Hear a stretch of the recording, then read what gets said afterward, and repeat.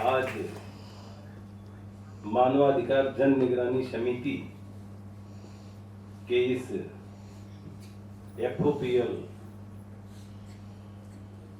के कार्यक्रम में आपने हमें बुलाया, इसके लिए मैं आपका आभार प्रकट करता हूं और बहुत बहुत धन्यवाद देता हूं। डब्बा बंद खाना वास्तव में उसका विरोध ये संस्था नहीं कर रही है।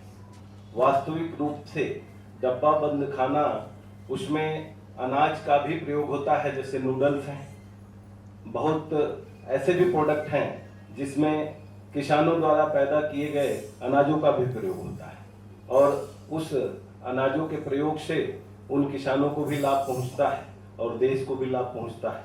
और दूसरी तरफ तो डब्बा बंद खाना पे जो भी टैक्सेज हैं वो वास्तविक रूप से ज़्यादा हैं, क्योंकि GST में उनको ज़्यादा टैक्स मिलता है, तो उसका भी लाभ देश को मिलता है। जब तक ये ज्ञान नहीं होगा कि वास्तविक रूप से ये चीज है क्या, डब्बा बंद खाना क्या है, फूड प्रोसेसिंग, ये पैकेजिंग क्या है, ये जानकारी पहले हमारे पूरे समाज को होना जरूरी है।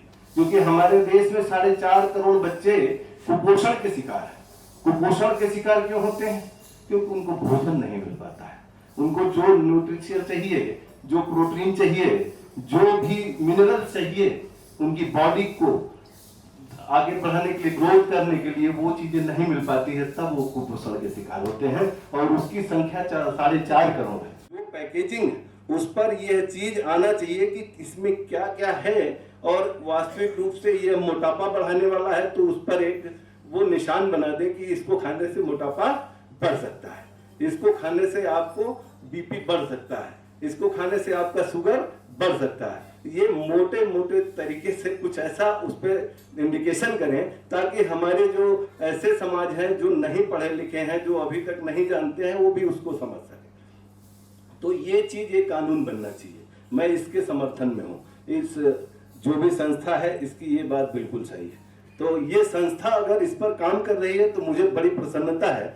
मैं वास्तविक रूप से इनको बहुत आभार प्रकट करते हुए धन्यवाद देता हूँ कि ये हमारे देश के बच्चों को कैसे कल अच्छे से ग्रोथ किया जाए, उनको भी इस लायक बनाया जाए कि वो हमारे देश का हिस्सा बन सकें और पूरी भागीदारी से पूरे देश में सहयोग प्रदान कर सके।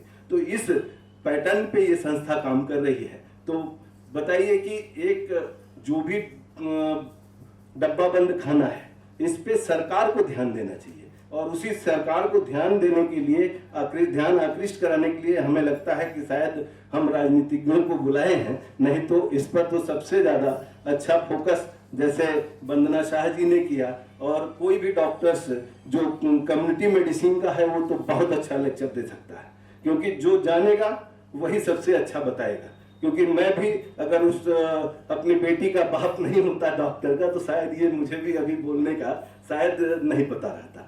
लेनिन जी जिस तरह से मानव हित धारक के लिए आपने संस्था बनाया है, मैं आपको वास्तविक रूप से बहुत बहुत शुभकामनाएं देता हूं कि आपकी ये संस्था आगे बढ़े और निश्चित रूप से आप इस कार्यक्रम में सफल हो।